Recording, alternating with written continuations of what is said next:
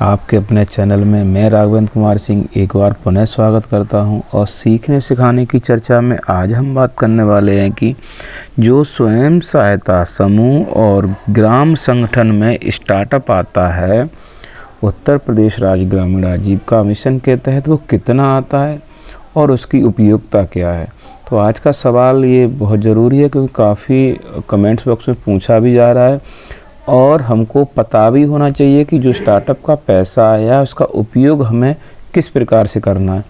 और एक ये समूह सदस्य के लिए जानना क्यों बहुत ही ज़रूरी है, क्योंकि अगर उस समूह सदस्य और पदाधिकारियों को ये पता नहीं है कि इस पैसे की उपयोगिता क्या है, कितना आता है, तो आपकी न जानकारी होने का कोई न कोई निश्चित रूप से फ़ायदा उठाता रहेगा। तो ये किसकी जिम्मेदारी है, क्या करना है, उपयोग करना है, कितना पैसा आता है, इन सारे सवालों के जवाब को लेके आज हम लोग चर्चा करेंगे। अगर फिर भी कोई सवाल आपका छूट जाता है या मन में कोई सवाल आता है तो आप निश्चित रूप से कमेंट्स बॉक्स में आप लिख सकते हैं। तो हमारी टीम हमेशा जैसे ही आपको जानकारी देती रही है वैसे ही जानकारी देती रहेगी, क्योंकि हमारी टीम का उद्देश्य केवल सही जानकारी को अच्छे तरह से आप लोगों तक पहुंचाना है और जिससे कि आपकी जानकारी अच्छी स्तर तक पहुंच सके और स्वयं सहायता समूह जितने भी संगठन हैं वो अच्छे प्रकार से चल सके। तो हम लोग बिना देरी करते हुए आगे चलते हैं और बात करते हैं। तो सबसे पहले हम बात करते हैं आखिर एक स्वयं सहायता समूह पर।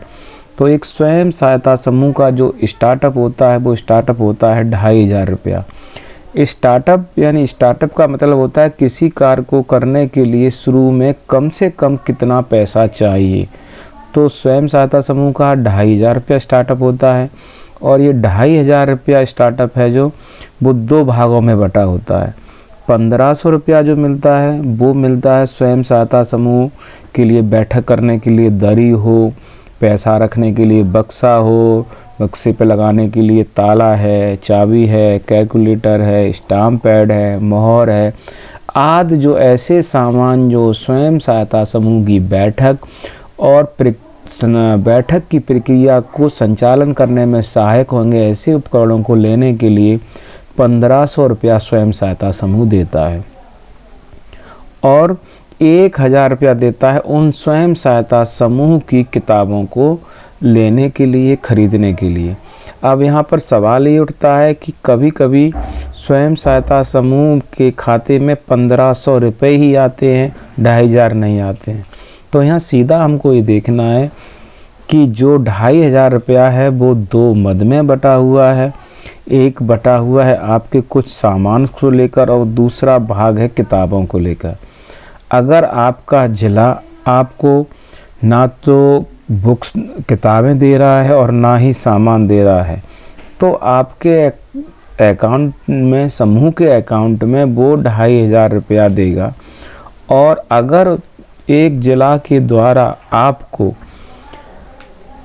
किताबें दी जा रही हैं समूह की तो वो स्वयं सहायता समूह में 1500 रुपया ही देगा।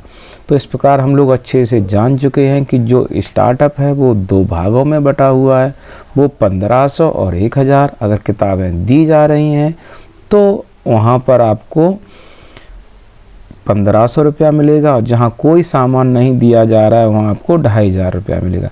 तो ये जानकारी आपको कैसी लगी आप कमेंट्स बॉक्स में अवश्य लिखकर बताएं।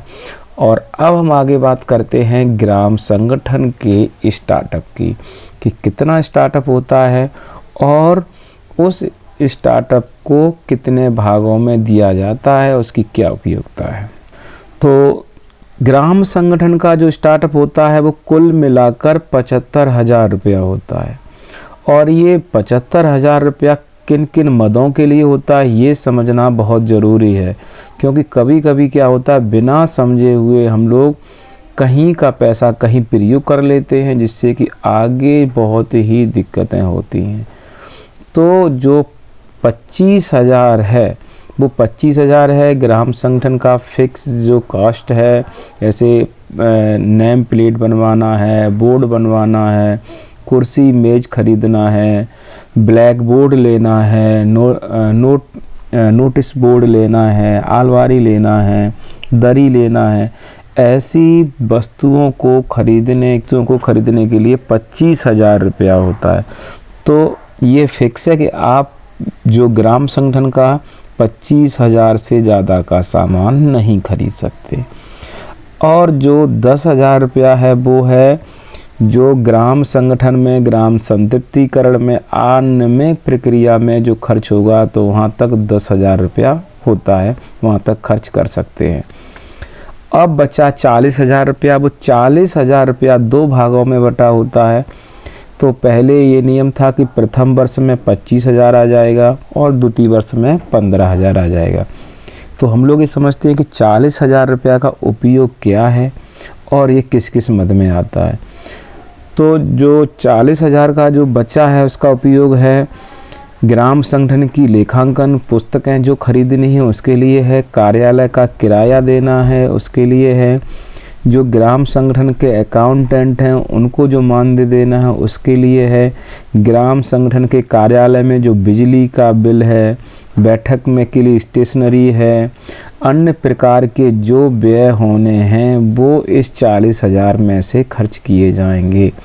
तो इस प्रकार से यहाँ ये क्लियर हो चुका है कि 25,000 रुपया हमको अपना जो सामान खरीदना उसके लिए है, 40,000 रुपया हमारा अन्य कामों के लिए है जिसमें कि हमारी बुक्स ऑफ रिकॉर्ड और जो ऑफिस मेंटेनेंस के लिए है, और 10,000 रुपया हमारा गांव में पीआईपी ग्राम संतृप्तिकरण के लिए है।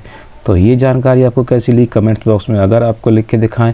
क्लस्टर का आपको आता ही होगा, अगर नहीं किसी पे आता तो कमेंट बॉक्स में लिखकर पूछ सकते हैं। तो आप सभी का बहुत बहुत धन्यवाद।